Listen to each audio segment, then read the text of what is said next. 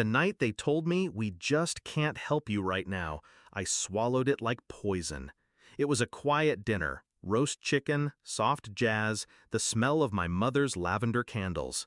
I'd worked 3 jobs for years, saved every cent, and I was finally ready to buy a modest place.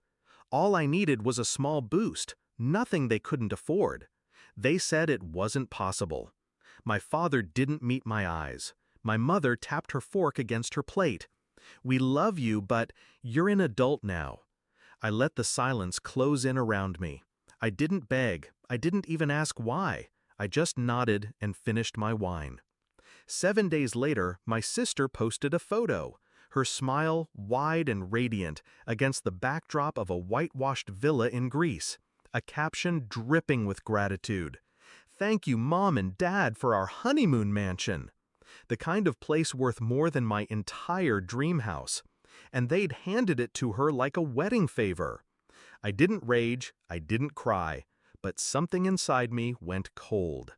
We were never equal in their eyes. I was the quiet one, the self-sufficient one, the one who didn't need help.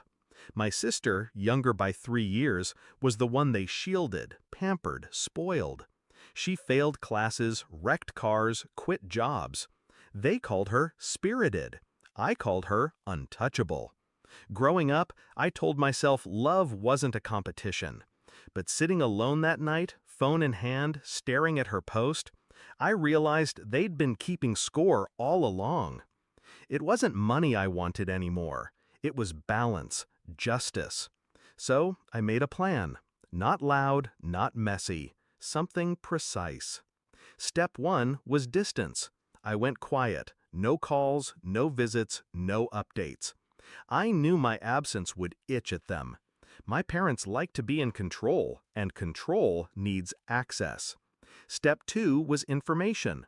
I learned that the mansion wasn't fully paid for. It was purchased under my parents' names, financed through a mortgage with just enough risk to be dangerous. A single missed payment could tip it over, and they had stretched themselves thin to make it happen. Step 3 was opportunity. It came faster than I expected. 3 months later, my father called. "Your mother's birthday is next week. We're doing a big family dinner. You'll be there, right?" I told him I wouldn't miss it. I didn't mention that I'd be bringing a gift. Not the wrapped kind, the legal kind. I spent days assembling it. Bank statements, property records, little printouts of public data anyone could find if they cared enough to look.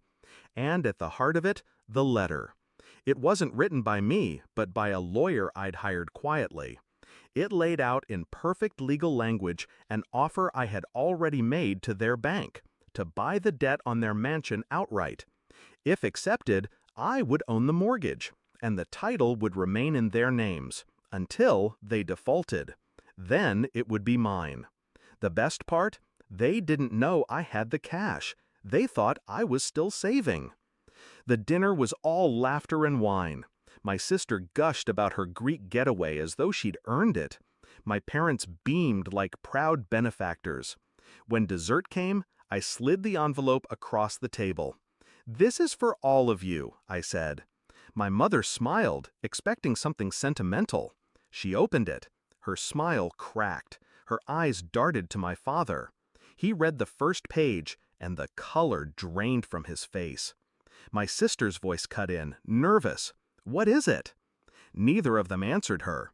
I leaned back, calm, steady. "I bought your debt," I said, "on the house in Greece. Every payment you miss now goes straight to me." My father's hand tightened on the papers. "That's not funny." "It's not a joke," I said. "It's business. You made your choice. I made mine." My sister's fork clattered to the plate. "You can't." "I already did." The rest of dinner was a blur of half-swallowed anger. They didn't scream. They didn't beg. But the power shift was instant. For the first time in my life, they couldn't look down at me. They had to look up. In the months that followed, I didn't push. I didn't need to. Every payment they sent was a quiet admission. Every check was them working for me. They never missed one. Not yet. But I know they feel the weight of the envelope I handed them that night. I know they see it every time they look at my sister's villa.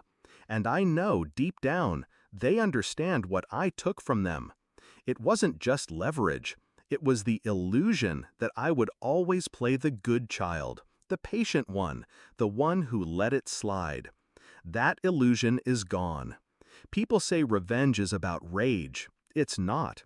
It's about control.